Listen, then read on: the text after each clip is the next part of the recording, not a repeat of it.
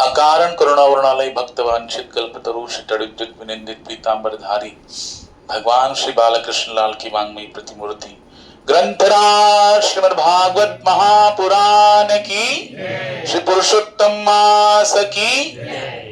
तो श्रीमद् भागवतम के इस दिव्य सत्संग सत्र में उपस्थित आप सभी भक्तों का हार्दिक स्वागत है। और जैसे कि हम लोग श्रीमद् भागवतम के चतुर्थ स्कंद में श्रवण करते आ रहे थे ध्रुव महाराज के पूरे वंश को, जिसमें ध्रुव महाराज के जो पिताश्री है उनका नाम है उत्तानपाद। तो हमने श्रीमद् भागवतम में श्रवण किया है कि ब्रह्मा जी को जब भगवान ने प्रकट किया, सृष्टि के विस्तार का आदेश किया, तो ब्रह्मा जी ने प्रथम जो प्रकट किया सनत कुमार को प्रकट किया। सनक, सनंदन, सनातन और सनत कुमार। उन्होंने जब सृष्टि के विस्तार में कोई सहयोग नहीं दिया तो गुस्सा आया, तो उनके भ्रुकुटी से, ब्रह्मा जी की भ्रुकुटी से रुद्र का प्राकट्य हुआ। लेकिन विचित्र ऐसी सृष्टि का उत्पत्ति भगवान रुद्र के द्वारा, शंकर के द्वारा हो रहा था, तो उन्हें भी रोक दिया। फिर वाणी से सरस्वती प्रकट हो गई, छाया स्वरूप गर्दम ऋषि प्रकट हुए, और इस प्रकार से ब्रह्मा जी तदुपरांत अपने वामांग से एक स्त्री को प्रकट किए और दक्षिणांग से एक पुरुष को प्रकट किए जिसका नाम है मनु महाराज, और वामांग से जो स्त्री प्रकट हुई उनका नाम है शत्रुपा। इनका विवाह हुआ, विवाह से फिर संतान उत्पत्ति हुई। 3 कन्याएं हुई, आकुति, देवहूति और प्रसूति, और 2 पुत्र हुए, प्रियव्रत और उत्तानपाद। तो उसमें से तीनों कन्याओं का विषय में हमने श्रवण किया। आकुति का विवाह रुचि प्रजापति से हुआ था, जिनके यहाँ पे यज्ञ भगवान प्रकट हुए। फिर प्रसूति का विवाह दक्ष प्रजापति से हुआ था, जिनके यहाँ 16 कन्या प्रकट हुई, उसमें से 13 धर्म को ब्याही गई, और धर्म की उन्हीं 13 पत्नियों से बीच में एक मूर्ति देवी थी, जिनके द्वारा नर नारायण भगवान का प्राकट्य हुआ। और जो 14वीं कन्या स्वाहा नाम की अग्नि को ब्याही गई, स्वधा नाम की पितृ को ब्याही गई, और सती जो कन्या थी वो शिवशंकर महादेव को ब्याही गई। तो आकुति प्रसूति का हो गया। देवहूति का विवाह किससे हुआ? जो ब्रह्मा जी से छाया से प्रकट कर्दम ऋषि है, उनके साथ विवाह हुआ। उनके यहाँ 9 कन्याएं हुई, जिनका विवाह ब्रह्मा जी के द्वारा प्रकटित 9 ऋषियों से हुआ, और 10वें पुत्र के रूप में कर्दम और देवहूति के यहाँ पे भगवान कपिल का प्राकट्य हुआ। और माता देवहूति को भगवान कपिल ने क्या दिया था? दिव्य उपदेश दिया था। और ये जो मनु महाराज और शत्रुपा के जो पुत्र है, जिसमें जो प्रियव्रत है, ये बहुत बड़े महाभागवत है, महान भक्त है। और ये किसके शिष्य है? देवर्षि नारद जी की। नारद जी की आज्ञा से ही ये साधना में लगे, भक्ति मार्ग में साधना करते करते पूरा नैष्ठिक ब्रह्मचर्य धारण करके साधना कर रहे थे। और उन्हीं के आदेश के अनुसार संसारिक जितनी भी गतिविधियां है उनसे दरकिनार करके, वैराग्य धारण करके गंधमादन पर्वत पर वो साधना में रत थे। तो उत्तानपाद जो राजा है, मनु महाराज के पुत्र, उनके पूरे वंश में ध्रुव महाराज आए, और उसके बाद आगे चल के पृथु महाराज भी आए, प्राचीन बरी आए, फिर प्रचितागण आए, और प्रचितानों के बाद फिर दक्ष आए। तो वहां पे जब थोड़ा शिथिल हो गया, राजा का जो राज्य होता है देश पर, जब वो शिथिल हो जाता है तो कोई नया ऑप्शन ढूंढा जाता है कि नहीं, है कि नहीं? जैसे कोई प्रधानमंत्री या मुख्यमंत्री का पद है, वो 5 साल के लिए, लेकिन जब उसका कालावधि पूरा होता है तो नया ऑप्शन, नया व्यक्ति को पद का भार सौंपा जाता है। वैसे ही उत्तानपाद राजा का, जो ध्रुव महाराज के पिताश्री है, उनके वंश का जब ऐसा समय आया कि अभी कोई भी ऐसा राजा नहीं दिखाई दे रहा जो उस पद के लिए योग्य हो, उस समय मनु महाराज ने सोचा कि मेरा और एक बेटा है, इसका नाम प्रियव्रत है, जो पहले से विरक्त होकर नारद जी की आज्ञा से किसमें लगा है?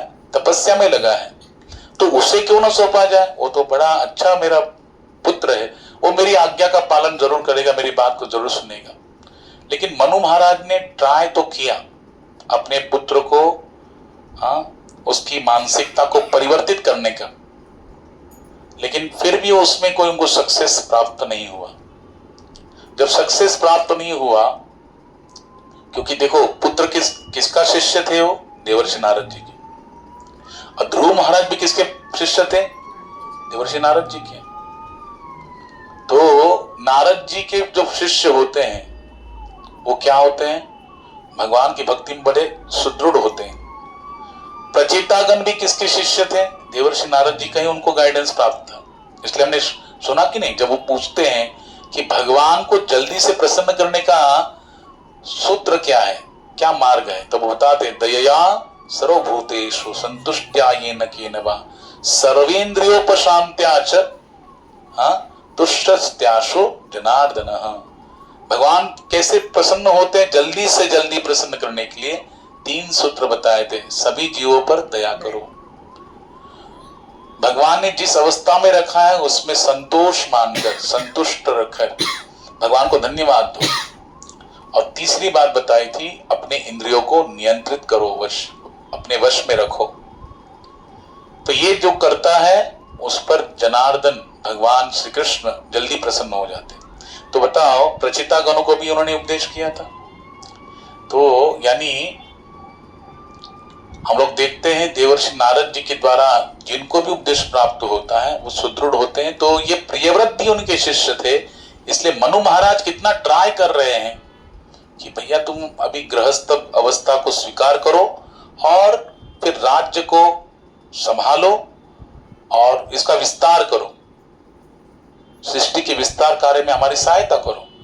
लेकिन उनको कुछ समझ में नहीं आया, उन्होंने बात को माना नहीं और उन्होंने प्रश्न किया, अगर मैं आपके कहे अनुसार गृहस्थ अवस्था को धारण करता हूं और इस राज्य के कारोबार को संभाल लेता हूं, तो अभी तक जो मेरा भक्ति भाव बना हुआ है, जो मैंने तैयार किया भगवान के प्रति, क्या उसका कोई नुकसान नहीं होगा? उसमें कोई कमी नहीं आ जाएगी? तब मनु महाराज तो समाज समझाते हैं कि नहीं, उसमें कोई कमी नहीं आएगी, लेकिन फिर भी वो नहीं समझते। उस समय आकाश मार्ग से हंस वाहन पर आरूढ़ होकर स्वयं ब्रह्मा जी वहां पर आते।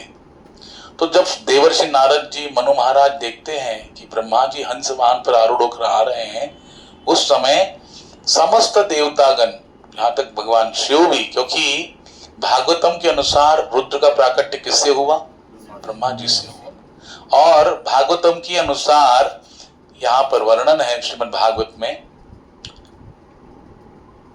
कि ब्रह्मा जी को ही भगवान ने आदेश दिया था सृष्टि का विस्तार करने के लिए, वैदिक ज्ञान भी दिया था।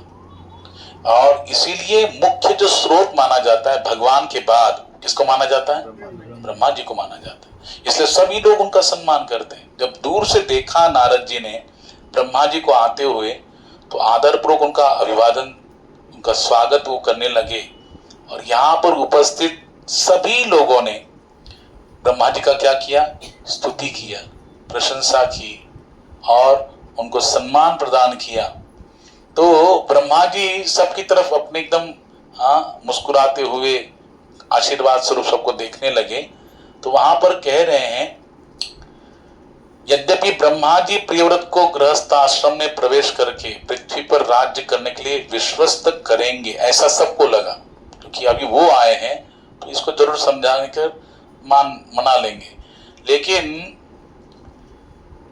ब्रह्मा जी ट्राई कर रहे हैं, फिर भी प्रियव्रत थोड़ा सा उन्हीं प्रश्नों में उलझे थे कि जो मैंने अभी तक भक्ति भाव से भगवान की आराधना की है, क्या उसमें कोई क्षति पहुंचेगी? क्या उसका कोई नुकसान होगा? क्या भगवान ने गीता में भी कहा है, ये बहुत महत्वपूर्ण बात है।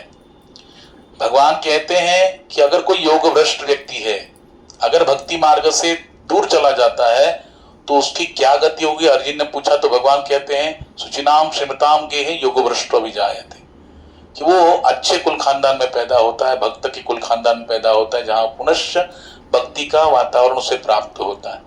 भगवान कभी किसी को अगर पकड़ ले तो किसी को छोड़ते नहीं है। भगवान किसी भी अवस्था में अपने भक्त को नहीं त्यागते। हाँ, और हर अवस्था में संकट से भगवान उसकी रक्षा करते हैं, उसके प्राणों की रक्षा करते हैं, चाहे वो जैसा भी हो, जैसा भी हो। उसके कर्मों को भगवान नहीं देखते हैं, उसके भाव को देखते हैं। भगवान ने गीता में भी कहा कि नहीं, क्या बोलते हैं 10वें अध्याय के 10वें श्लोक में, तेषाम सततयुक्तानाम भजताम प्रीति पूर्वकम। प्रेम भगवान को मायने रखता है, भाव क्या है वो मायने रखता है, कार्य कैसा है मायने रखता नहीं है, उद्देश्य क्या है, इंटेंशन क्या है वो मायने रखता है भगवान के लिए। अगर हम कोई भी कार्य कर रहे हैं, भगवान की प्रसन्नता अगर हमारा उद्देश्य है, तो भगवान उस कार्य को नहीं देखते, उस उद्देश्य को देखकर उस पर कृपा कर देते हैं। जैसे भगवान के भक्त थे सज्जन कसाई, वो जिस कुल खानदान में परंपरा में उनका जन्म हुआ था, उस कुल खानदान के अनुसार परंपरा से उनका बिजनेस था मांस बेचने का, और वो सर्रास बेच रहे थे। और जिस वजन जो होता है बाटा, जिसको रखकर एक पलड़े में वो मांस को तौलते थे, तो वो एक ब्राह्मण देख लिए और कहने लगा ये तो शालिग्राम जी है, और तुम इनको पलड़े पे रखकर मांस को तौल के वितरण कर रहे हो, विक्रय कर रहे हो। उस समय उनकी समझ में नहीं आता, वो बड़े दुखी हो जाते, बोले अगर है तो आप, उन्होंने बोला ऐसी सेवा नहीं होती, ये गलत अपराध कर रहे हो, पाप कर रहे हो, तुम ऐसे ही तो पाप कर ही रहे हो और पाप में वृद्धि कर रहे हो। लेके गए, क्या करे, लेके गए, लेके जाने के बाद जब वो सेवा करने लगे, गंगा जी से स्नान करा दिया, पूरा भगवान का श्रृंगार किया, भोग लगाया, तो भगवान को उनकी सेवा पसंद नहीं आई। वो ब्राह्मण इतनी सुचिता से क्या कर रहे थे, भगवान की सेवा कर रहे थे। भगवान बोले मुझे वहीं पे लेके जाओ, किसके पास, सज्जन कसाई के पास। वो मुझे वहां रखता है, पर वो सही है, लेकिन उसका कार्य कुछ भी हो, लेकिन उद्देश्य कैसा है, भगवान की भक्ति। उससे निरंतर नाम लेते थे, निरंतर क्या लेते थे बोलो, नाम लेते थे। भगवान के प्रति उनके अंदर भाव था, और वो क्या करते थे, भगवान की भक्ति करते थे, तो भले कार्य से, उनके कुल परंपरा से जो कार्य आ रहा है उसका कर्तव्य निभा रहे थे, जिम्मेदारी करके अपने माता पिता की सेवा कर रहे थे, कुल परंपरा का जो उनका बिजनेस उसको चला रहे थे, लेकिन पूरा अंदर क्या है, भक्ति भाव उनके अंदर है ना। जीव जब आया ना, तो भगवान ने क्या किया, हम लोग खेल खेलते हैं, कौन सा, आंख मिचौनी का, है ना। हाँ, तो भगवान ने कहा चलो पहले तुम छुप जाओ। भगवान ने क्या कहा, सब जीवों को पहले तुम छुप जाओ। तो सारे जीव कहां छुप गए, जब प्रलय काल आता है तो सारे जीव उधर में भगवान के चिपते की नहीं, सारे जीव भगवान के महाविष्णु के उधर में आ जाते। और जब तक प्रलय काल चलता है फिर भगवान के उधर में रहते। फिर जब सृष्टि का निर्माण होता है, पुनश्च सृष्टि उत्पत्ति होती है, पुनश्च सारे जीव यथावत जैसे उनके पूर्व कर्म है, उस कर्म के अनुसार भगवान को क्या देते हैं, जन्म देते हैं। तो भगवान ने ढूंढ लिया कि नहीं, आंख मिचौनी का खेल खेले, पहले कौन छुपा, जीव सारे छुपे, और भगवान ने उनको ढूंढ कर क्या हुआ, कर्म के अनुसार सबको सेटिंग कर दिया, अलग अलग कुल खानदान में, अलग अलग सृष्टियों में, अलग अलग राज्यों में, अलग अलग देशों में। लेकिन फिर अभी भगवान कहते चलो तुम छुपे, मैं तुमको ढूंढ लिया, अभी मैं छिपता हूं, तुम मुझे ढूंढो। तो भगवान सृष्टि के कण कण में व्याप्त है और सभी के हृदय में व्याप्त है। बेटा हम बाहर सब कुछ देखते हैं, हम बाहर का सब कुछ देखते हैं, बाहर ढूंढते रहते हैं, लेकिन भगवान ने कहा तुम बाहर मुझे ढूंढ लोगे। इसलिए भगवान ने क्या किया, अंदर जगह बनाई, यहां छिपे। और हम लोग क्या करते हैं, सब जगह तो ढूंढते हैं, लेकिन अंदर कोई नहीं ढूंढता है। इसलिए जब जीव अंतर्मुख होता है तब जाके वो भगवान को पा सकता है। और ये अंतर्मुख होने की जो प्रक्रिया है, इसी का नाम भक्ति है। और इस भक्ति का ज्ञान स्वयं प्राप्त नहीं होगा, भगवान के अनुगत्य में जो प्रामाणिक प्रतिनिधि गुरु है उनके मार्गदर्शन में जब हम प्रॉपर वे में भक्ति मार्ग में चलेंगे, उन विधियों का पालन करेंगे, तब हम भगवान के उस दर्शन को प्राप्त कर सकते हैं, अंतर्मुख हो सकते हैं। ना, क्या बोलते हैं, चक्षुदान दिलो यही जन्मे जन्मे प्रभु से दिव्य ज्ञान हृदय। हाँ, वो दिव्य ज्ञान हृदय में प्रकाशित होता है गुरुदेव की कृपा से। इसलिए बहुत महत्वपूर्ण है, बहुत महत्वपूर्ण है। हाँ, मैंने एक बार सुना था कि एक आदिगुरु शंकराचार्य के एक शिष्य थे। जब भी वो किसी भी कार्य में जाते थे तो उसी का सहारा लेते थे, उसी की हेल्प लेते थे। जब वो नहाने के लिए जाते थे नदी जल में, तो उस समय भी उसी भक्त का, उसी शिष्य का सहारा लेते थे। तो सारे जो बाकी के शिष्य जो है शंकराचार्य जी के, बड़े जलते थे उन पर। और जबकि उसको कोई इतना विशेष संस्कृत का ज्ञान नहीं था, व्याकरण का ज्ञान नहीं था, लेकिन सब उस पर जलते थे कि गुरुदेव उसी को डिमांड देते हैं, क्योंकि उसका भाव क्या था, सेवा भाव था, गुरु के प्रति समर्पित भाव था। लेकिन बाकी के सारे उससे ईर्ष्या करते थे। तो एक बार शंकराचार्य जी ने उसको प्रकट कर दिया। कैसे? सबको बोले कि आज जो पाठ है ये मेरा शिष्य सुनाएगा। और उन्होंने केवल दृष्टिपात किया, समझे कि नहीं, दृष्टिपात किया। और दृष्टिपात करते वो सारा वैदिक ज्ञान, दिव्य ज्ञान हृदय प्रकाशित, सारा वैदिक ज्ञान उनके हृदय में प्रकाशित हो गया। और यथावत जैसे जिस प्रकार से शंकराचार्य जैसे निरूपण करते थे, हाँ, वो इसी के वैसे संस्कृत में, एकदम संस्कृत में उन्होंने क्या किया, वैसे के वैसे उस दिन पाठ लिया। तो सब आश्चर्यचकित रह गए। तो गुरु कृपा से कुछ भी हो सकता है। मूकम करोति वाचालम पंगुम लंघयते गिरम यत् कृपातमहं वंदे श्री गुरु दीन तारणम परमानंदम माधवम। मूकम करोति वाचालम, मुख व्यक्ति भी क्या करता है, वो बोलने लगता है। मुकम करोति वाचालम पंगुम लंघयते गिरिम, जो पंगु है वो भी क्या होता है, पहाड़ को लांघ सकता है। पंगुम लंघयते गिरम यत् कृपातमहं वंदे। हाँ, श्री गुरु दीन तारणम। इतने गुरुदेव कृपालु है, गुरुदेव कृपा से सब कुछ संभव है। क्या संभव है? इतना संभव है, बोलते यस्य प्रसादात् भगवत प्रसादो यस्या प्रसादान् न गति कुतोपि।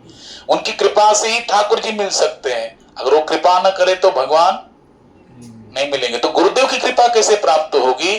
जब गुरुदेव की कृपा मांगने से प्राप्त नहीं होगी, जब उनकी आज्ञा का पालन करेंगे तो अपने आप बिना मांगे उनकी कृपा प्राप्त हो जाएगी। इसलिए हमको अगर भगवत कृपा प्राप्त करनी है तो हमको गुरुदेव की आज्ञा का पालन करना पड़ेगा। यहाँ पे नारद जी किसके गुरुदेव है? प्रियव्रत के गुरुदेव है। और नारद जी की आज्ञा से वो तो विरक्त मार्ग में लगे हुए हैं, लेकिन जब साक्षात ब्रह्मा जी आते हैं, जिनको नारद जी भी क्या करते हैं, प्रणाम करते हैं। भागवत में नारद जी को ब्रह्मा जी के मानस पुत्र के रूप में बताया गया है। 10 पुत्र प्रकट किए, मरीचि, अत्रि, अंगिरा, पुलस्त्य, क्रतु, भृगु, वशिष्ठ, दक्ष और नारद जी। इनमें से 10वां नंबर जो है नारद जी। और ये जो 9 ऋषि थे, उन्हीं का विवाह कर्दम ऋषि की 9 कन्या से हुआ। और नारद जी तो कैसे नैष्ठिक ब्रह्मचारी है। हाँ, उन्होंने जब देखा कि मेरे पिताश्री आए हैं, वहां पर ब्रह्मा जी प्रियव्रत को समझाने लगे कि देखो, सृष्टि प्रक्रिया में हम लोग सभी लोग भगवान की आज्ञा का पालन करते हैं। ये बहुत सुंदर उदाहरण यहाँ पे दिया है उन्होंने कि किस प्रकार से पालन करते हैं। जैसे कोई बैल होता है ना, बैल, उसको क्या डाला जाता है, रस्सी डाल जाती है उसकी नाक में, हम मराठी में बोलते हैं वेसन। हाँ, उसके नासिका में रस्सी डाल के उसको क्या करते हैं, कंट्रोल कर देते हैं और उसको नियंत्रित करके फिर उसको कार्य में लगाते हैं। तो यहाँ पर ब्रह्मा जी कह रहे हैं कि हम लोग ऐसे ही उस नियमों का पालन करने के लिए बाध्य होते हैं भगवान के आदेश पर। जैसे बैल होता है, अपने स्वामी की आज्ञा का क्या करता है, पालन करता है। क्यों? उसके नाक में क्या बंधी, रस्सी, इसके कारण वो उसके कंट्रोल में रहता है। वैसे हम लोग भगवान के नियंत्रण में हैं। अब ब्रह्मा जी कैसे दिख रहे थे? सारे देवताओं के बीच में जैसे अनंत कितने तारे हैं, उसमें जैसे चंद्रमा सुशोभित होता है, जैसे ब्रह्मा जी इतने दिव्य दिख रहे थे। तेज स्वरूप उनका वो लावण्यता प्रकट हो गए, स्वरूप प्रकट कर दिया। दिया। और उनकी जब वो अपनी बात बता रहे हैं, प्रियव्रत को समझा रहे हैं, उन्होंने एक बात बताई, बहुत सुंदर बात बताई। बोल रहे हैं यहाँ पर भागवत में कि अगर कोई जिसका अपने इंद्रियों पर नियंत्रण नहीं है, जो स्वयं अपनी किसी भी इंद्रियों पर, मन पर जिसका नियंत्रण नहीं है, वो अगर जंगल में भी चला जाए तो उसका वहां पे रहकर कोई फायदा है क्या? कोई उसका फल नहीं मिलेगा। क्यों? क्योंकि उसकी इंद्रिय नियंत्रित नहीं है, मन नियंत्रित नहीं है, बुद्धि नियंत्रित नहीं है। तो भले जंगल में ही क्यों ना चला जाए, लेकिन वो संसार का ही क्या करेगा? चिंतन करेगा। समझे कि नहीं? लेकिन अगर कोई गृहस्थ है, भगवान का उत्तम भक्ति कर रहा है, ध्यान से सुनिए, अगर कोई गृहस्थ है, भगवान की उत्तम भक्ति कर रहा है, प्रामाणिकता से भक्ति कर रहा है, भजन कर रहा है, यथावत शास्त्र के अनुसार जीवन यापन कर रहा है, तो भले वो गृहस्थ में क्यों न रहे, हाँ, तो उसको वही फल मिलेगा। वो जो जंगल में गया है, जंगल में साधना कर रहा है, हाँ, गृहस्थ में रहकर भी उसको जंगल में वैराग्य रूप धारण करके साधना करने का फल प्राप्त होगा। क्यों? क्योंकि उसका मन का भाव क्या है? बोलो। शरीर से संसार के कार्य में रहता है, लेकिन मन और चित्त कहां पे है? भगवान को दिया हुआ है। हमेशा भगवान की प्रसन्नता के विषय में सोचता है। इसलिए तुम गृहस्थ अवस्था को कोई एकदम निम्नतर श्रेणी का मत समझो। ग्रह मेधी होना गलत है, गृहस्थ होना कोई गलत बात नहीं है। गृहस्थ का अर्थ होता है जिसके पूरे घर का जो केंद्र क्या है? भगवान की प्रसन्नता। वो हर कार्य करता है किसकी प्रसन्नता के लिए? भगवान की प्रसन्नता के लिए। वो अगर कोई भोजन बना रहा है, वो किसकी प्रसन्नता के लिए? भगवान की प्रसन्नता के लिए। वो माइंड में क्या रहेगा कि मुझे पहले जल्दी जल्दी क्या लगाना है? ठाकुर जी को भोग लगाना है, भगवान को श्रृंगार करना है, भगवान की आरती करनी है, भगवान को भोग लगाना है। और इस प्रकार से भगवान की लीलाओं का श्रवण करना है, कीर्तन करना है, धाम की यात्रा करनी है, एकादशी करनी है, सारे नियमों को पालन करते हुए भक्ति कर रहा है। और देखो, बिना अनुभव के, हाँ, कोई कोई जैसे प्रभुपाद जी कहते हैं, कोई कोई देख के सुधरता है, कोई सुन के सुधरता है, कोई करके सुधरता है, कोई करके भी नहीं सुधरता। तो कोई सुन के अगर सुधर जाए, मालूम पड़ जाए संसार का स्वरूप कैसा है, दुखमय संसार है, तो वो अपने आप को बचा कर रख देगा। कोई देखकर देखना चाहता है, भाई मैं देखना चाहता हूं, तो देखकर भी अगर उसको अनुभव न हो, संसार दुखमय है, क्लेश है, कष्ट है, लेकिन कोई करके भी सुधरता है, फिर भी उसको कोई ये नहीं माना है भैया, उसको तो और ज्यादा अनुभव होगा। जब यहाँ पर रहकर जब बहुत सारे घुसे लाभ सब मिल रहे हैं, कष्ट मिल रहे हैं, तो क्या होगा? धीरे धीरे उसका क्या होगा?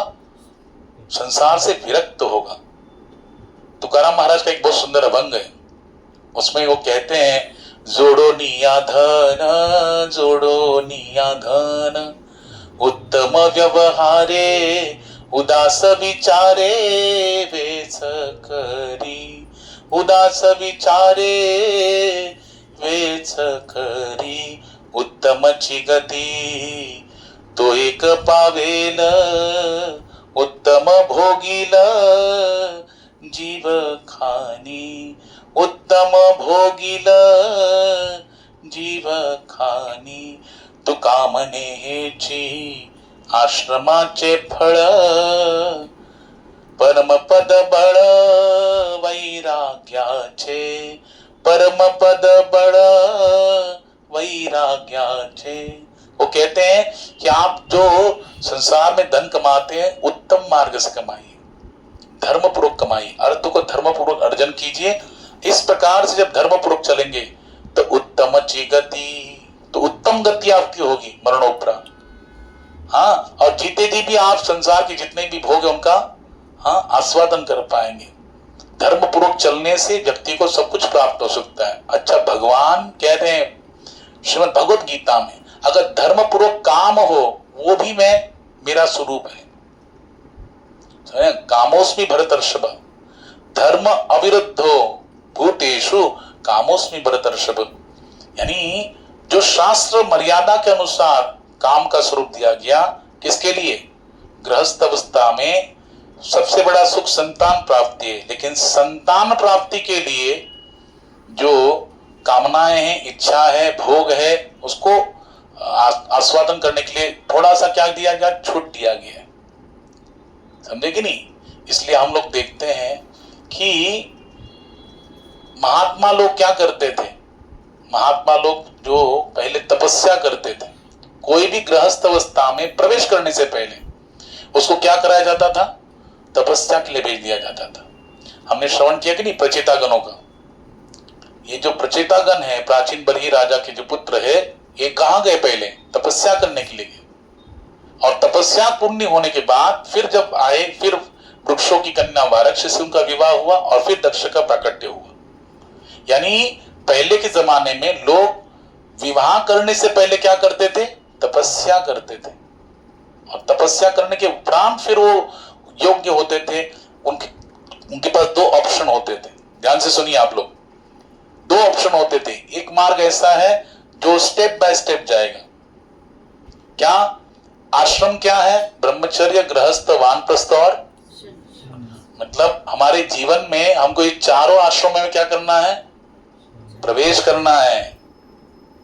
ध्यान से सुनिए, पहले 25 साल तक ब्रह्मचर्य, 25 से 50 गृहस्थ अवस्था, 50 साल से ऊपर 75 तक वानप्रस्थ अवस्था, और 75 से ऊपर अगर आयु हो तब 75 से 100 साल की आयु में संन्यास अवस्था।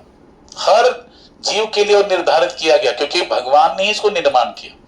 अब ध्यान से सुनिए, अभी हमारे जीवन में हम लोग क्या करते हैं, 25 वर्ष तक अगर ब्रह्मचर्य निभाया है, फिर गृहस्थ अवस्था में प्रवेश करना, स्टेप बाय स्टेप में बोल रहा हूं। कोई चाहेगा मैं गृहस्थ बन जाओ तो गृहस्थ अवस्था में प्रवेश करो, लेकिन कब तक, 50 वर्ष तक जीवन की आयु की।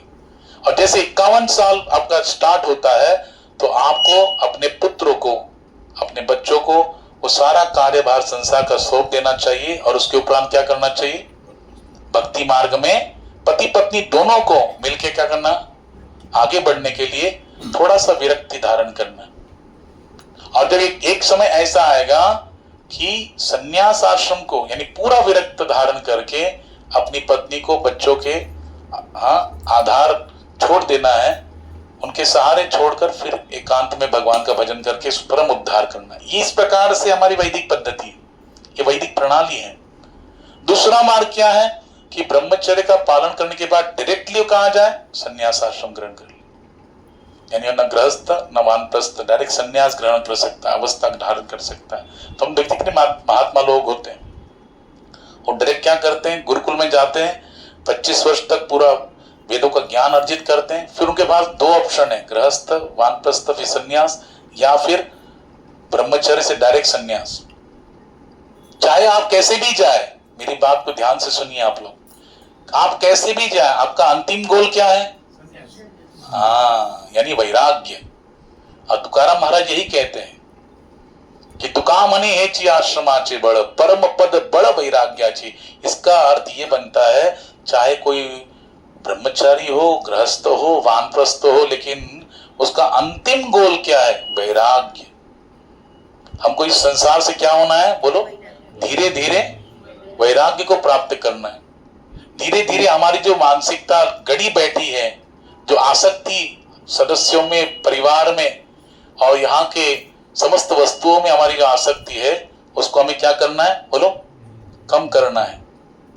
और ये कम कैसे होंगी, जब हम इस भक्ति मार्ग को अवलंबन करेंगे शास्त्र मर्यादा के अनुसार। शास्त्र में जो बताया गया है उन उपदेशों का पूरे कठोरता से, प्रामाणिकता से पालन करना प्रारंभ करेंगे, तब धीरे धीरे धीरे धीरे हमारी आसक्ति नष्ट होगी और वैराग्य प्राप्त होगा। अच्छा, ये आसक्ति शब्द है। किसी संत के पास एक व्यक्ति गया, बोला कि मेरे कोई आसक्ति नहीं है, मेरे आसक्ति नहीं, मुझ में किसी भी वस्तु में, किसी भी इसमें आसक्ति नहीं। आसक्ति नाम का जो ये वर्ड है वो मेरे जीवन में है ही नहीं, किसी चीज में मुझे आसक्ति नहीं है संसार में रहकर भी। अब मैं चाहता हूं आप मुझे कुछ उद्धार का मार्ग बताइए, उद्धार कीजिए मेरा। तो उस समय उस संत ने कहा, मैं तुम्हारा कुछ नहीं कर सकता, तुम्हारा कुछ नहीं हो सकता, जाओ यहां से। तो बोले क्या बात कर रहे, मैं तो, अरे मेरे अंदर कोई भी अटैचमेंट नहीं है, मैं कह रहा हूं अटैचमेंट नाम की कोई चीज ही नहीं मेरे अंदर। तो संत बोले इसलिए मैं कह रहा हूं मेरे से कुछ नहीं होगा तुम्हारा इलाज, तो यहां से रफा दफा हो जाओ। बोले क्यों? बोले जो वर्ड आप बोल रहे आसक्ति, ये आसक्ति ही तो मेन है। अगर उसमें आसक्ति ही नहीं है तो मैं तुम्हें कैसे भगवान की भक्ति में लगा सकता हूं, क्योंकि बिना आसक्ति के तुम हरि की भजन भी नहीं कर सकते।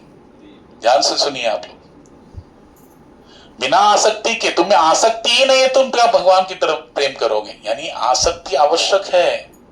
मैंने कहा था ना, देवहूति माता को जो बता रहे थे कपिल भगवान, तो बोले चाबी एक ही है, ताले की चाबी एक ही है। यहां पे घुमाओगे तो ताला बंद हो जाएगा, इस तरफ घुमाओगे तो ताला खुल जाएगा, चाबी तो एक ही नहीं। वैसे ही आसक्ति एक ही है, लेकिन अगर यहां संसार में लगाओगे तो बंधन प्राप्त होगा, लेकिन वही आसक्ति भगवान में लगाओगे तो मुक्त हो जाओगे। क्या हो जाओगे? मुक्त हो जाओगे। यानी आसक्ति आवश्यक है। इस संसार में कोई भी चीज वेस्टेज नहीं है, लेकिन उसका उपयोग करना हमको आना चाहिए। इसलिए प्रियव्रत महाराज को जब उपदेश दे रहे थे मनु महाराज भी, तो कह रहे थे कि भैया किसने बोला कि चलो आप थोड़ा बना लो, सब्जी बना लो, तो क्या हो गया, आज नमक ज्यादा गिर गया। नमक ज्यादा गिर गया तो फिर दूसरे दिन थोड़ा और केयरफुल रहिए, तो और क्या हो गया, डबल नमक गिर गया। तो फिर बोले क्या है, डबल हो गया। फिर लोग चिल्लाने लग गए, घर के लोग। फिर तीसरे दिन क्या किया, इतने टेंशन में आके बनाने लग गए, हाँ, तो नमक की जगह शक्कर डाल दिया। तो फिर बाद में देखा, अरे क्या है, पूरा मीठी मीठी सब्जी बना दिया, तुमको बनाना ही नहीं आता। जब 2 दिन लगे तो बोले ये नमक ही बेकार है। नमक ही क्या है बोलो, बेकार है। लेकिन क्या नमक बेकार है? उसका सदुपयोग, उसका उपयोग करने की कला आप में नहीं है। इसलिए प्रियव्रत महाराज को समझा रहे हैं सभी लोग कि इस संसार की कोई भी वस्तु बेकार नहीं। यस्याम, क्या बोले, या निशा सर्वभूतानाम तस्याम जागृति संयमी। गीता में भगवान कहते हैं जो समय समस्त संसार के जीव क्या हो जाते हैं, घोर निद्रा में, हाँ, सोते रहते हैं, वो उस समय जो महात्मा है वो क्या करते, तस्याम जागृति संयमी। संयमी महापुरुष उस समय निद्रा का त्याग करके भगवान के भजन में लग जाते हैं। यानी रात भी आवश्यक है, जैसे दिन आवश्यक है वैसे रात भी, जैसे सुख आवश्यक है वैसे दुख भी, जैसे जय आवश्यक है वैसे पराजय भी, जैसे मान आवश्यक वैसे अपमान भी आवश्यक है। हर चीज यहाँ पे द्वंद्व मोहीन भारत, लेकिन ये आवश्यक है, कोई भी चीज गलत नहीं है, लेकिन उसका कैसे आपको यूज करना वो कला आपको आनी चाहिए। तो वैसे प्रियव्रत महाराज को यहाँ ब्रह्मा जी समझा रहे हैं कि अगर आपका इंद्रियों पर वशीकरण है, अगर आपका मन पर कंट्रोल है, तो अगर आप गृहस्थ में भी है फिर भी भगवान के भजन में टिके रहेंगे और भगवत प्राप्ति, आपका जो उद्देश्य जीवन का वो आपको प्राप्त हो जाएगा।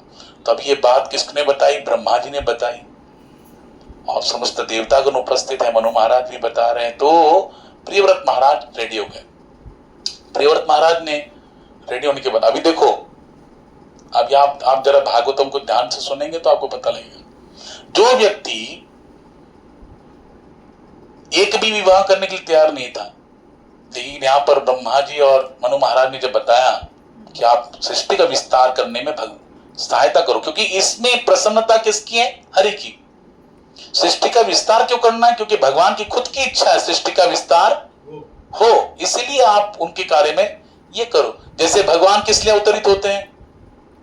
यदा यदा हि धर्मस्य ग्लानिर्भवति भारत अभ्युत्थानमधर्मस्य तदात्मानं सृजाम्यहम् परित्राणाय साधूनां विनाशाय च दुष्कृतां धर्म संस्थापनार्थाय संभवामि युगे युगे।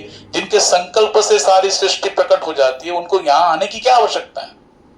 अवतार लेने की जगह आवश्यकता है, लेकिन भगवान अवतार लेते हैं।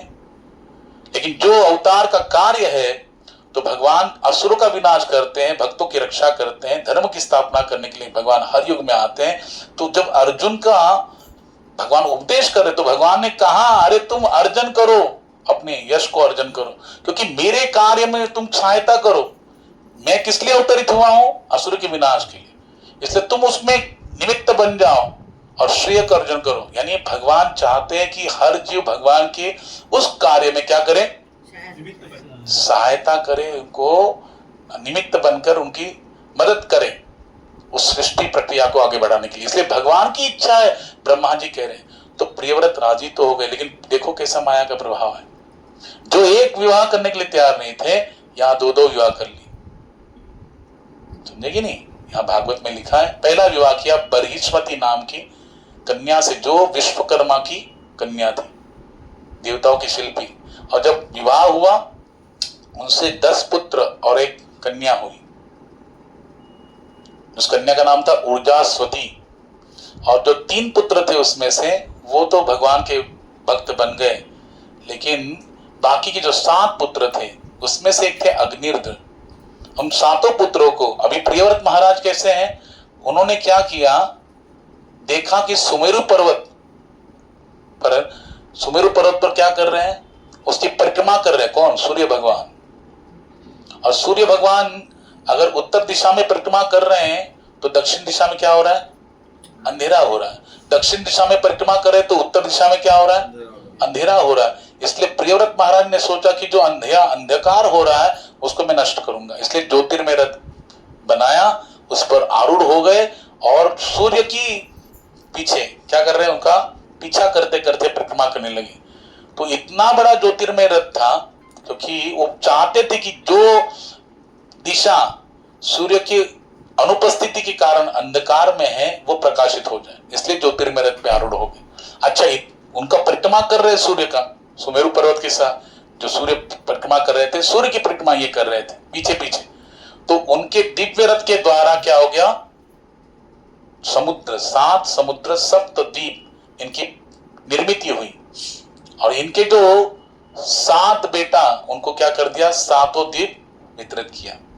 तो जम्बूद्वीप जो है, जम्बूद्वीप जो हमारा द्वीप है, हाँ, जिस द्वीप में हम लोग रहते हैं, वो जम्बूद्वीप का जो अधिपत्य है वो किसको दिया, अपने पुत्र अग्निर्द्र को। समझे कि नहीं? और उनकी जो कन्या थी ऊर्जास्वती, इसका विवाह किया शुक्राचार्य से। और शुक्राचार्य के द्वारा उनको एक कन्या हुई, इसका नाम है देवयानी। क्या नाम है? देवयानी। भागवतम के 9वें स्कंद में इसकी कथा आती है। भागवतम के 9वें स्कंद में चंद्रवंश में ये कथा आती है, जब निरूपण होता है। तो ये देवयानी का प्राकट्य इस प्रकार से हुआ। और जब हुआ तो हुआ, 7 द्वीपों में से जम्बूद्वीप अग्निद्र राजा को दिया गया। अब ये भी है, अब ये सोचते कि मुझे तो एकदम सुंदर स्त्री प्राप्त होनी चाहिए। उन्होंने क्या किया, उसके लिए तपस्या की। किसने की? अग्निद्र राजा ने। और उसकी तपस्या से प्रसन्न होकर ब्रह्मा जी सोचने लगे, अच्छी बात है, ये तो सृष्टि विस्तार में हमारा कार्य को और भी इच्छा करता है, बढ़ाने की कोशिश कर रहा है। तो उनकी तपस्या से प्रसन्न होकर ब्रह्मा जी ने कहा, कोई बात नहीं, हमारे ब्रह्मलोक की एक बहुत सुंदर अप्सरा है, उसको ही तुमको दे देंगे। उसका नाम था पूर्वचीति नाम की। उसके साथ अग्निद्र राजा का विवाह हुआ। और विवाह होने के बाद राजा अग्निद्र को कितने पुत्र हुए? 9।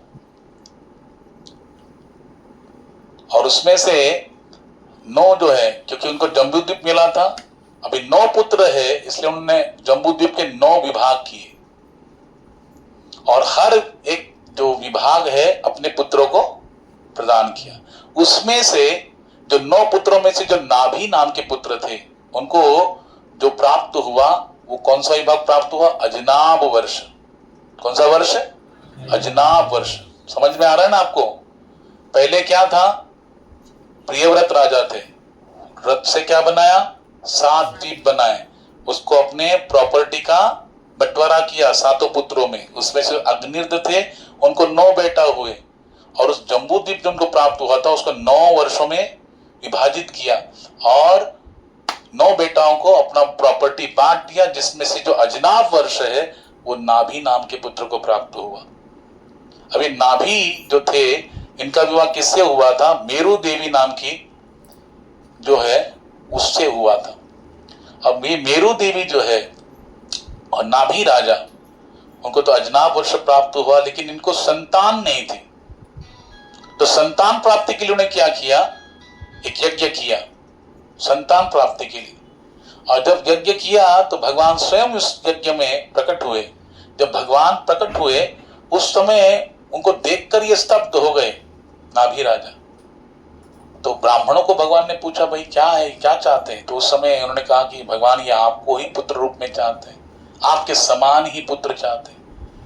हाँ, भगवान ने कहा कि मेरे समान तो मैं इनके पुत्र के रूप में अवतरित होऊंगा। अब ध्यान से सुनिए, वहां पर भी कपिल भगवान की जो हमने ये किया था, चरित्र श्रवण किया था, उसमें कर्दम ऋषि को भी क्या कहा था कि मैं तुम्हारा पुत्र बन के आऊंगा। और यहाँ पर भी नाभि राजा को भगवान कह रहे हैं कि मैं ही तुम्हारा पुत्र बन के अवतरित होऊंगा। वही भगवान किस रूप में आए? ऋषभ देव के रूप में। भगवान ऋषभ देव की, ऋषभ देव भगवान के रूप में ठाकुर जी का अवतरण हुआ इस जगत में, धरातल पर।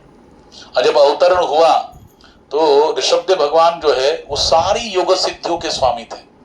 अब भगवान के पास क्या नहीं होगा, बताओ? सारी सिद्धियों के स्वामी भगवान ऋषभ देव थे।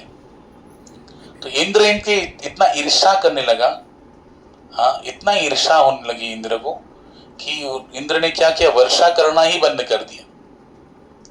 उनके राज्य में जब वर्षा बंद कर दिया, उस समय भगवान ऋषभ देव ने ही अपने ही योग सिद्धियों से, अपने सामर्थ्य से उनके राज्य में क्या कर ली, वर्षा प्रकट कर ली।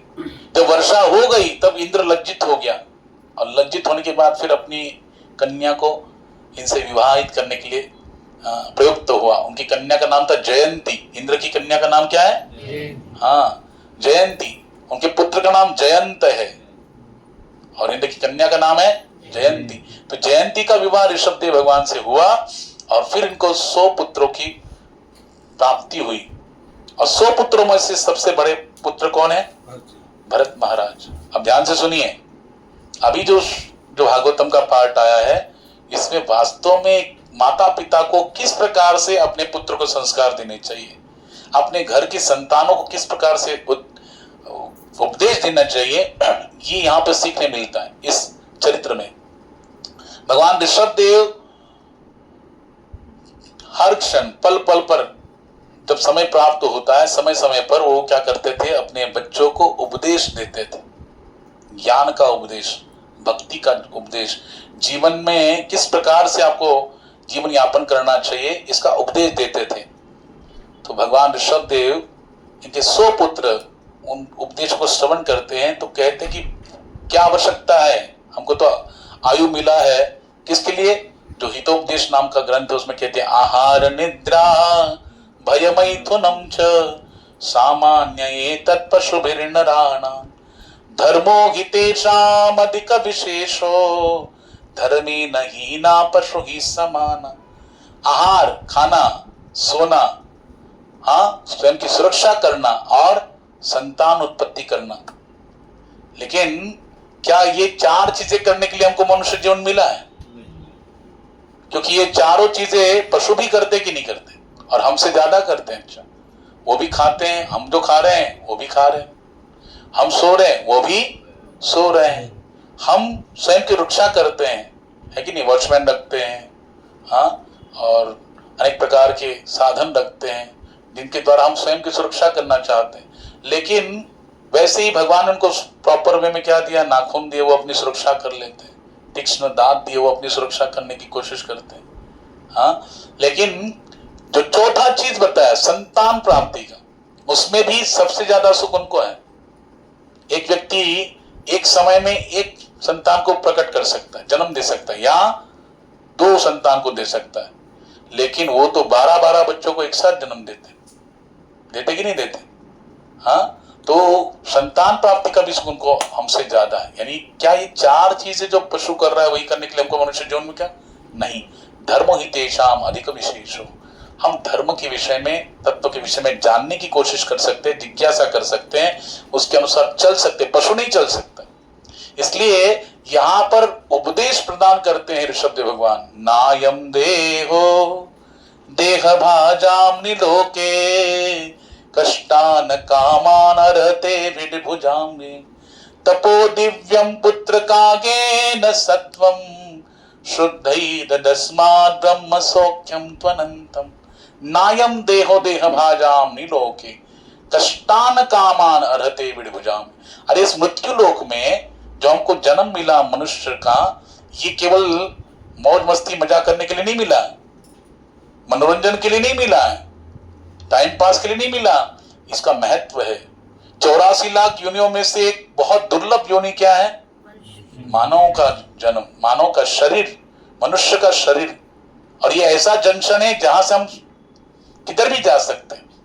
जैसे कोई जंक्शन दादर होता है, एलटीटी है या वीटी है, हम लोग क्या करते हैं, वहां से कितने बहुत जगह भारत देश में अनेक राज्यों में जो ट्रेन जाती है उसको पकड़ सकते हैं, उससे अनेक अनेक राज्यों में जा सकते हैं। जंक्शन वैसे ही मनुष्य जंक्शन है, इसको धारण करके आप पाप करके नरक में भी जा सकते हैं, पुण्य करके स्वर्ग में भी जा सकते हैं, भक्ति करके भगवत धाम में भी जा सकते हैं। इसीलिए हम ये जंक्शन को प्राप्त करने के बाद क्या करना चाहिए, भगवान की भक्ति करनी चाहिए। तपो दिव्यम पुत्र का हीन सत्वम। अच्छा, भक्ति करेंगे तो क्या होगा, एक इसमें भी दिव्य तप बताया गया, केवल तप नहीं बताया, तपो दिव्यम। और शुद्ध ही तस्मात् ब्रह्म सौख्यम तुनंतम, कि इससे क्या होगा, भक्ति करने से आपका अंतकरण शुद्ध होगा, भगवान की भक्ति का परमानंद का सुख प्राप्त होगा, अनंत मात्रा में प्राप्त होगा। इसलिए तुम भजन करो मनुष्य जीवन प्राप्त करके, और उसको भजन को प्राप्त करने के लिए, बरकरार रखने के लिए क्या करो, बोले महत् सेवाम द्वार माहुर विमुक्ते स्तमो द्वारम योषिताम संगी संगम। संग अच्छा करो, संग अच्छा करो। किसका संग करोगे, भगवत भक्तों का, संतों का संग करो। लेकिन जो स्त्री को गलत नजर से देखते हैं, गलत भावना से युक्त होकर स्त्रियों पर नजर डालते हैं, कुदृष्टि डालते हैं, या जो स्त्री लंपट पुरुष है, उनकी संगति से दूर रहो। कि भगवान ऋषभदेव अपने पुत्र को कह रहे हैं, स्त्री लंपट पुरुषों की संगति से दूर रहो, लेकिन जो महत सेवा कर रहे, भगवान की सेवा में लगे हुए महात्मा है, संत है, भक्त है, वैष्णव है, उनकी संगति में रहो, ताकि तुम्हारा क्या होगा, विमुक्ते। विमुक्ते मतलब हाँ, विशेष मुक्ति, यानी भगवान के धाम का जो दरवाजा है वो आपके लिए खुल जाएगा। और लेकिन अगर स्त्री लंपट पुरुषों का संग करोगे, स्तमो द्वारम, कौन सा द्वार खुलेगा, नरक का द्वार खुलेगा। इसलिए भक्तों का संग करो। अब वहां पे ऋषभदेव भगवान कहते हैं कि इस भक्ति मार्ग में अगर कोई भी आपको विरोध कर रहा है, तो ऋषभदेव भगवान ये भी कहा, गुरु न सस्यात्, जननी न सस्यात्, पिता न सस्यात्, स्वजनो न सस्यात्। क्या कह रहे हैं, गुरु भी अगर विरोध कर रहा है तो उसका त्याग करो भगवान की भक्ति में। अगर जो स्वजन है, कोई सगे संबंधी कोई त्याग, भगवान की भक्ति करते विरोध कर रहा है हमारा, तो उसको भी त्याग करने के लिए कहा गया। अगर पिता अगर भगवत भक्ति के मार्ग में आपको विरोध कर रहा है, तो उसका भी त्याग करने के लिए ऋषभदेव भगवान कह रहे हैं। माता कर रही है तो माता का भी त्याग करने के लिए कहा गया। पति कर रहा है तो पति का भी त्याग करने के लिए भगवान ऋषभदेव कह रहे हैं। हाँ, सौंपेत मृत्युम, कि उनका त्याग करो। इसका मतलब क्या, उनकी बातों को मानो मत। बलि महाराज ने माना क्या, बलि महाराज ने अपने गुरु का त्याग कर दिया। भरत महाराज, प्रभु राम के जो भाई है भरत, अपनी माँ की बात माना क्या, कैकेयी जी का। वो तो कह रही थी, जाओ तुमको, तुम्हारे लिए तो मेरे राम को भेजा वनवास में, बैठो इस राजगद्दी पर। लेकिन क्या उन्होंने माना, नहीं। नंदीग्राम में देखो भरत महाराज कितने श्रेष्ठ महान भगवत भाई हो, तो भरत महाराज जैसा कि उन्होंने कहा कि मैं उस राज्य पर, उस सिंहासन बैठने के लायक नहीं हूं। चरण पादुका लेके आए सिर पर आरूढ़ करके, उस चरण पादुका को रखा सिंहासन पर, और उनकी बातों से उस चरण पादुका के द्वारा वो निर्देश प्राप्त करते थे। हम लोग सोचेंगे कैसे निर्देश प्राप्त करते थे जब उपस्थित नहीं थे। तो एक संत है, संत थे कहां पे, गोरखपुर में, गीता वाटिका में, श्री परम पूज्य राधा बाबा, बहुत बड़े संत हुए, जो निरंतर भगवान के नाम में, निरंतर भगवान के नाम में रत रहते थे। उत्तम नाम जपक थे, निरंतर। भगवान कहते हैं ना, सततम कीर्तयन्तो माम। महात्मा जनों का भगवान ने गीता में वर्णन किया है, कैसे होते महात्मागण। सततम कीर्तयन्तो माम यतन्तच्च दृढव्रताः नमस्यन्तच्च माम भक्त्या नित्ययुक्ता उपासते। निरंतर नाम कीर्तन करते, तो निरंतर नाम करते थे। उनको साक्षात भगवान श्री कृष्ण ने दर्शन दिया।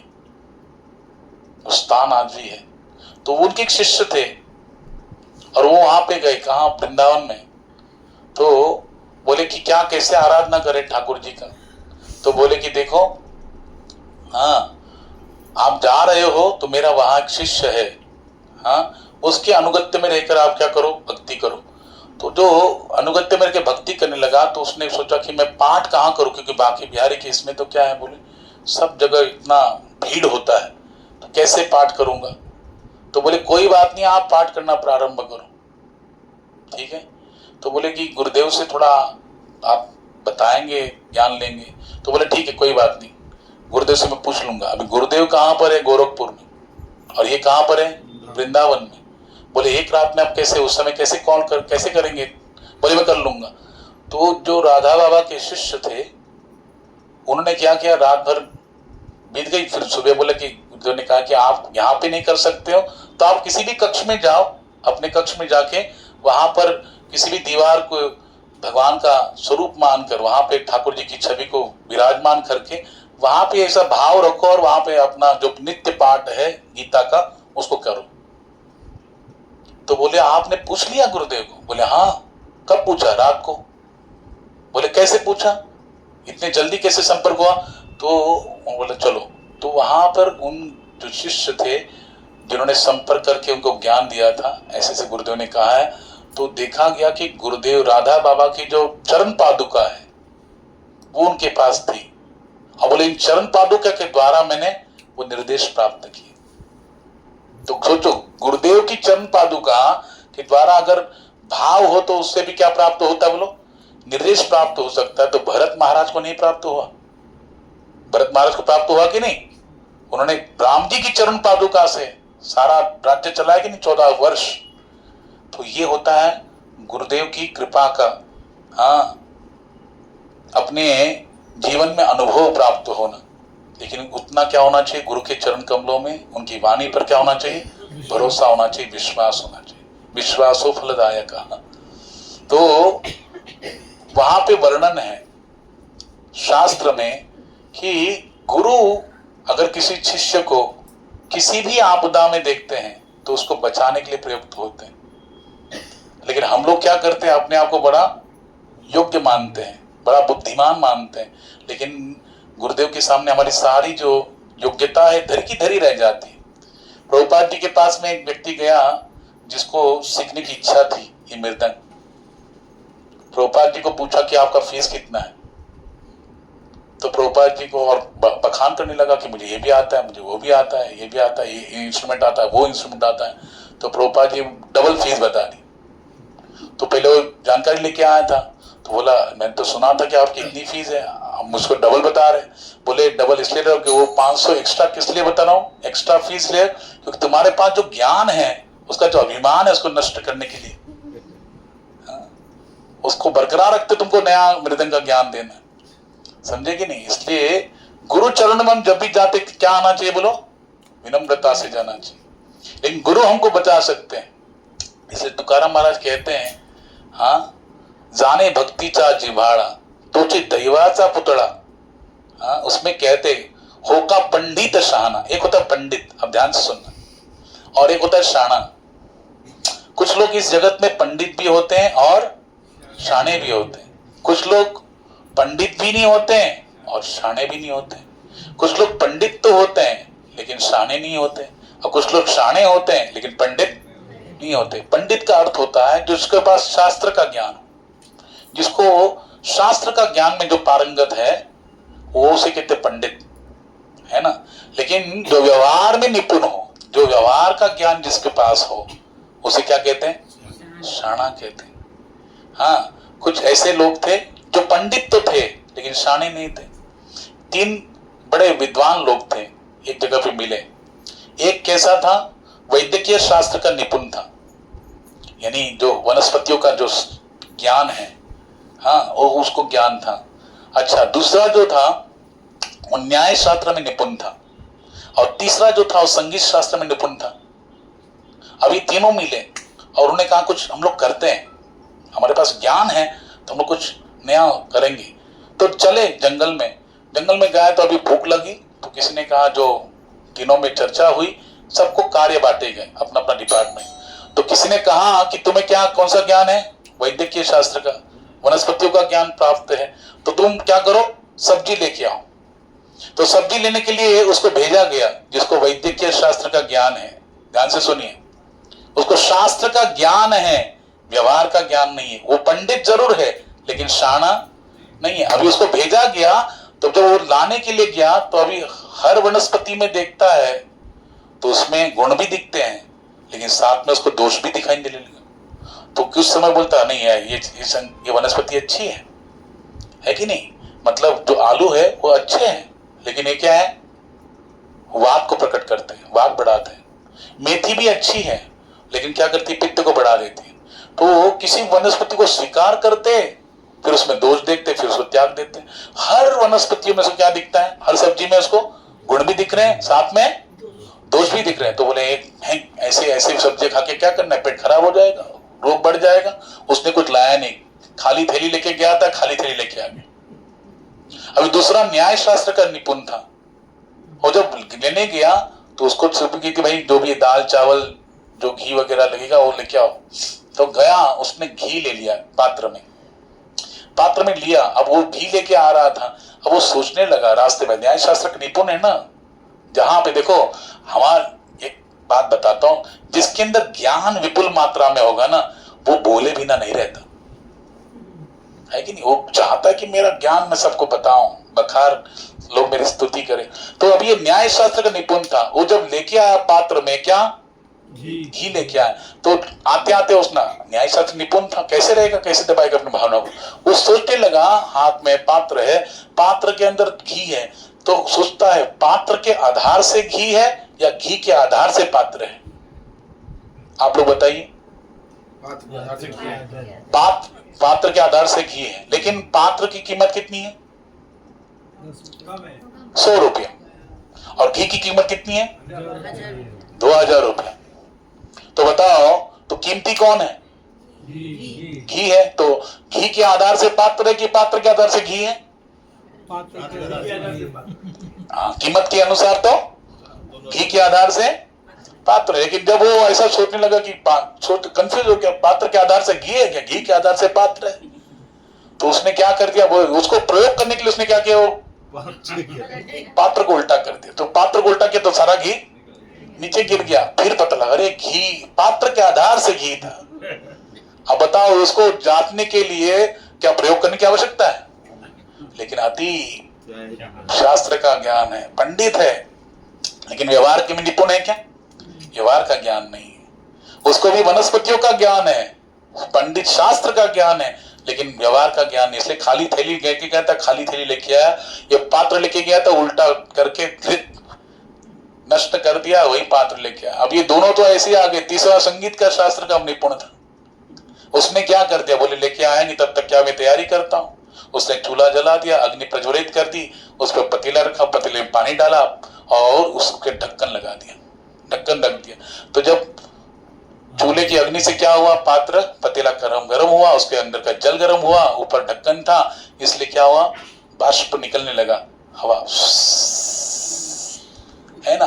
और जब निकलने लगी तो अभी कोई भी संगीत शास्त्र का निपुण होता है तो उसको क्या आदत होती है, कुछ भी होगा तो कुछ भी होगा तो सुना तो उसमें अपना सुर में डालने लगा, सारे गा मा पा धा नी सा, लेकिन उसमें से कोई भी सुर का मैच नहीं हुआ। तो उसने सोचा बिना सुर का ये बेसुरा जल, इसमें भोजन पकाऊंगा, इसको खाऊंगा तो पूरा बेसुरा हो जाऊंगा। तो उसने क्या कर दिया, वही मटके का दो पात्र तो पूरा फोड़ दिया। तो एक तो बिना खाली थैली लेके गया, तो खाली लेके आ क्या, एक पात्र तो डाल के आ गया नीचे, और एक जो था संगीत शास्त्र उसने भी क्या कर दिया, मटकी को फोड़ दिया। तो बताओ, तीनों भी शास्त्र में निपुण थे कि नहीं, लेकिन व्यवहार में निपुण थे क्या, नहीं निपुण थे। एक व्यक्ति जो था, कुछ लोग ऐसे होते हैं जो पंडित तो नहीं होते, शास्त्र में निपुण नहीं, लेकिन व्यवहार में निपुण होते हैं। एक गुरु और शिष्य थे, वो भ्रमण करते जा रहे थे, भिक्षा मांग के खाते थे किसी गांव में जाके। तो एक गांव में गए, तो वहां पे गुरुजी ने कहा जाओ इस गांव में जाके जरा भिक्षा मांग ली, 1 रुपया दे दिया, जाओ कुछ खरीद लेके आओ। जब गया खरीदने के लिए तो देखा, भैया घी कितने का, बोले 1 पैसे में 1.25 सेर है ना, 1.25 सेर मिलेगा एक, बस एक शेर मिलेगा आपको 1 पैसे में। ऐसे हर चीज आपको मिल रही है 1 पैसे में, सब कुछ मिल रहा है 1 पैसे में, 1 पैसे में सब मिल रहा है। शेर भर अन्न हो, घी हो, सब्जी हो, सब। तो बोले ये क्या कानून है? बोले अंधेर नगरी बेबुद राजा, अंधेर नगरी बेबुद राजा, टका शेर भाजे और टका शेर खाजा, सब टका शेर में, 1 टका में सारा शेर भर मिलता है। तो शिष्य बोला अरे वाह, 1 रुपए में कितना, क्या सारा सामान लेके आ गया गुरु जी के पास। गुरु जी बोले 1 रुपए में इतना सब सामान? गुरु जी आप खाओ तो सही, फिर मैं बता दो। तो बोले क्या हुआ? बोले ये नगरी बड़ी अच्छी है, यहाँ सब टका से 1 टका में सब कुछ मिल जाता है। तो बोले हम लोग यहीं रह जाएंगे, कब तक दूसरे गांव में जाके भिक्षा मांग के जीवन यापन करें, हम यहीं पर रहेंगे। गुरु जी बोले नहीं नहीं, खतरे की घंटी, यहाँ भी मत रहो, चलो मेरे साथ। बोले नहीं गुरु जी आपको जाना है तो जाइए, मैं तो यहीं रहूंगा। इतना आनंद का वातावरण, कहाँ जाएंगे, इतनी सुविधाएं है, क्यों जाना इतना, हाँ नासिक में इतना जाने का और चलते चलते जाने की क्या जरूरत है, यहाँ इसी में बैठेंगे आराम करेंगे, है कि क्या गरज है इतना चलने का, प्रभु जी तो चला रहे बस।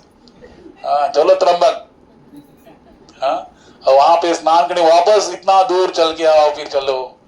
प्यास से माता जी लोग एकदम बेहाल हो गई लेकिन वो पानी का भी महत्व तब पता लगता है। हाँ देखो जब प्यास लगती है, जब प्यासे को ही कीमत होती पानी की।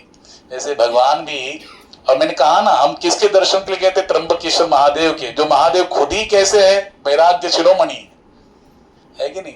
तो ऐसे जगह पे हो तो कष्ट तो होगा ही जीवन में। तो वहां पे गुरुजी ने कहा कष्ट होगा, चलो। शिष्य बोला नहीं यहीं रहेंगे।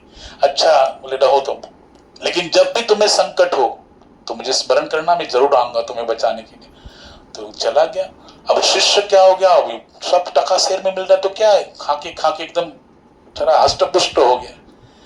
तो उस समय अंधेर नगरी बेबुद राजा, है कि नहीं, टका शेर भाजी और टका शेर खाजा।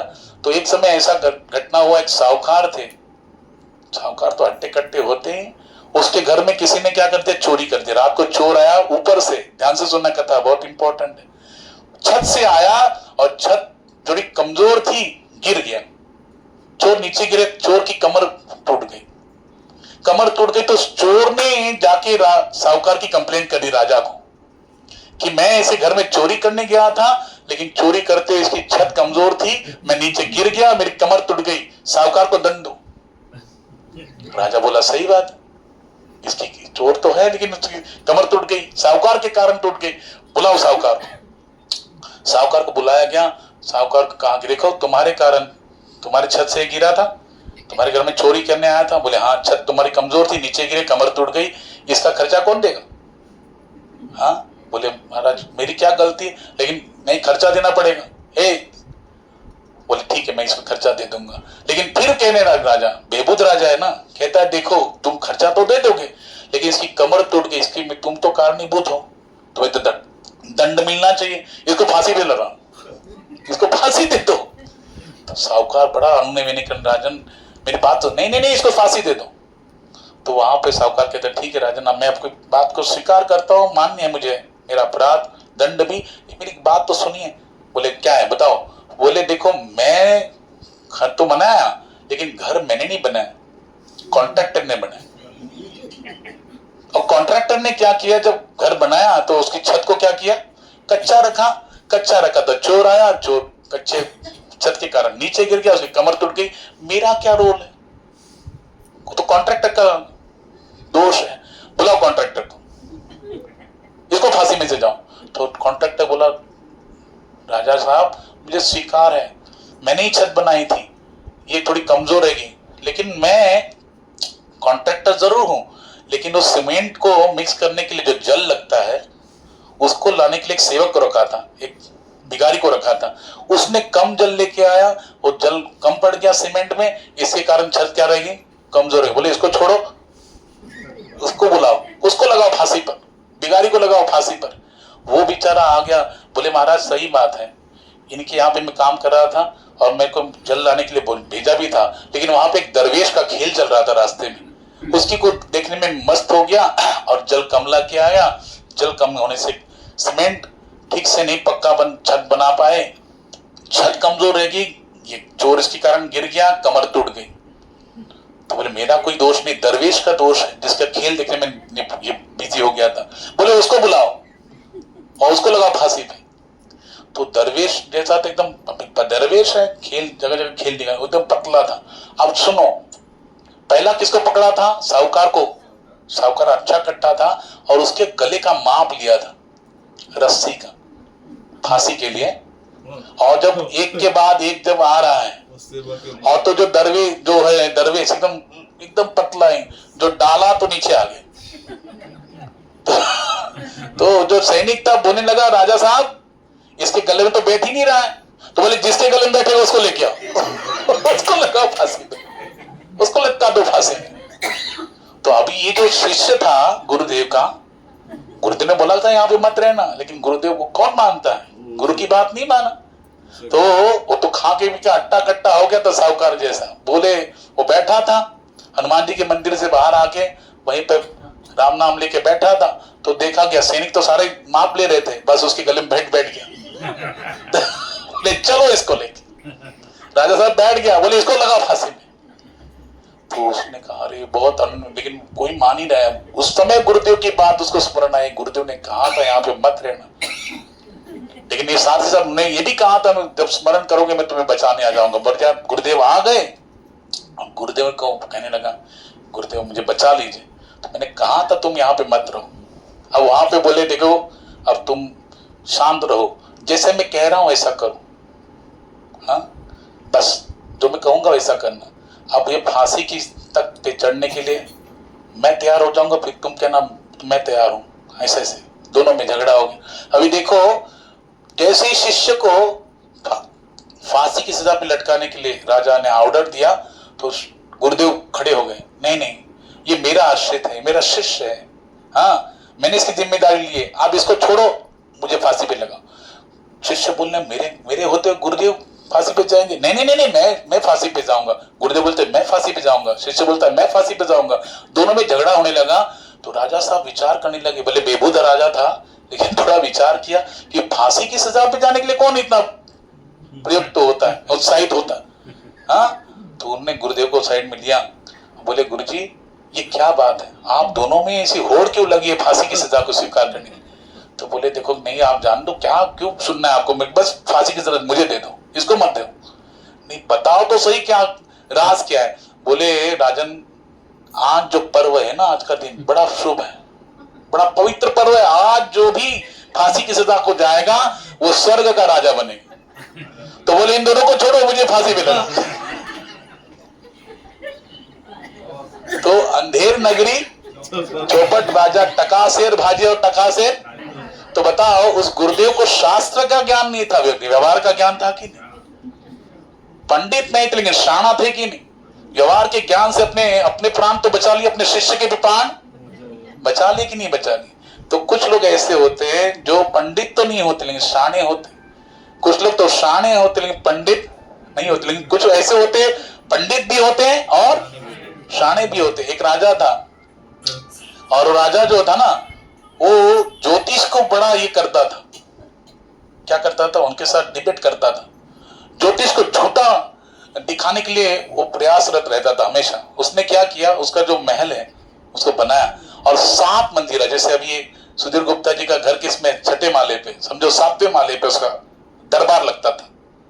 दरबार लगता था तो कोई भी ज्योतिषाचार्य को बुलाता था, हाँ बोलते थे बड़ा ज्योतिष बताओ मेरा। तो जब बोलता था दादा साहब आपकी कुंडली दिखाई, आपका हाथ दिखाई, बोले मेरा नहीं तुम्हारा। बोले क्या, कि तुम कब मरोगे, कितना आयु शेष है तुम्हारी। तो वो क्या कर दिया था, अगर कोई बोले कि मेरा 10-12 साल आयु है, ज्योतिषाचार्य कोई बोला तो राजा ने क्या किया था, जहां उसका सिंहासन लगा था बगल में एक बड़ी खिड़की थी और वहां 2 पहलवान खड़े रखे थे। अगर उसने बोल दिया मेरा 12 साल आयु है, उसको लेकर वो पहलवान क्या करते, नीचे से ऊपर से फेंक देते थे। 7वें मंजिले से अगर कोई नीचे जाएगा तो जिएगा क्या, मर जाता था। और इस प्रकार से वो कहते देखा इसका ज्योतिष शास्त्र कैसा झूठा है। ऐसे करते करते कितने सारे ज्योतिषाचार्य को उसने मौत के घाट उतार दिया। लेकिन एक ज्योतिषाचार्य आया जो शास्त्र में भी निपुण था लेकिन व्यवहार में भी निपुण था। वो जैसे ही आया उसने सोचा राजा साहब का दरबार तो दरबार तो नीचे लगना चाहिए, जमीन को लगकर, ये तो 7वें मंजिल पर इन्होंने दरबार लगाया। क्या कारण हो सकता है? अंदर घुसा तो देखा राजा साहब बैठे, लेकिन बगल में एक बड़ी खिड़की सी खुली है और 2 पहलवान हट्टे कट्टे रखे गए। हाँ, तो राजा साहब बोलते हैं देखो बताओ ज्योतिष। तो बोले राजा साहब बताइए, आपकी कुंडली बताइए, थोड़ा हाथ बताइए, मैं आपकी रेखा देख के बताऊंगा। बोले मेरा नहीं, खुद का, कि तुम कब मरोगे, तुम्हारी कितनी आयु शेष है।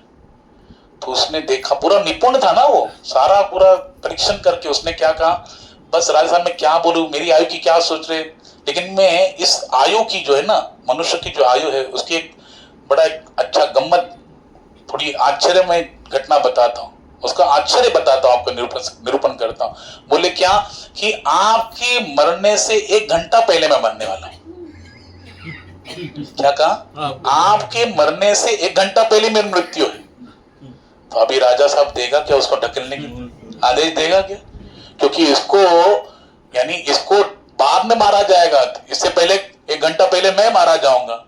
इसलिए राजा साहब के उस जो आघात है उससे वो बच गया। अभी बताओ, उसको ज्योतिष का भी ज्ञान है, लेकिन साथ ही साथ व्यवहार का भी, यानी वो पंडित भी है और शाना भी। लेकिन कुछ लोग ऐसे होते जो पंडित भी नहीं होते और शाना भी नहीं होते, वो पतन के घोर रास्ते जाते हैं।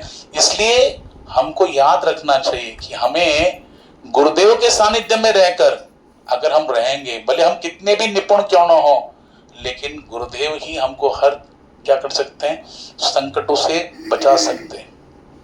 तो प्रियव्रत महाराज, यहाँ पर प्रियव्रत महाराज के जीवन में हम लोग देख रहे हैं कि उनके आगे जो ये आया, वंश आए, उसमें भगवान ऋषभदेव अपने पुत्रों को जब ज्ञान देते हैं, नायम देहो देह भाजाम लोके, इस मनुष्य जीवन में किसकी आज्ञा का पालन करोगे। गुरु भी विरोध कर रहा है तो गुरु की आज्ञा का पालन नहीं करना है, पिता भी विरोध कर रहा है तो पिता की आज्ञा का पालन नहीं करना है, माँ विरोध कर रही तो माँ की आज्ञा का पालन नहीं करना है, लेकिन भगवान की भक्ति को करना ही। इसलिए जीवन में उन्हीं के सानिध्य में रहो जो भगवान की भक्ति में आपको सहायता करे, जो भगवान की भक्ति में आपको प्रोत्साहित करे। ऐसे ही संगति में रहेंगे तब आगे बढ़ पाओगे। अन्यथा अगर गलत संगत कर लिया, जो जैसा संग वैसा रंग चढ़ेगा। हाँ, इसलिए बहुत इंपॉर्टेंट है संगति का। महाप्रभु चैतन्य को जब पूछा गया कि वैष्णव किसे कहते हैं, तो महाप्रभु ने एक ही परिभाषा बताई, असत संग त्याग ही वैष्णव आचार। वैष्णव का क्या आचार है, कैसे पहचाना जाएगा वैष्णव, कि वो असत संग का त्याग करता है, जो भगवान की भक्ति से उसको दूर करते हैं, ऐसे अभक्तों का संग का त्याग करता है, निरंतर भक्तों की संगति करता है। इसलिए साधु संग सर्वशास्त्र कहे, लव मात्र साधु संग सर्व सिद्धि है।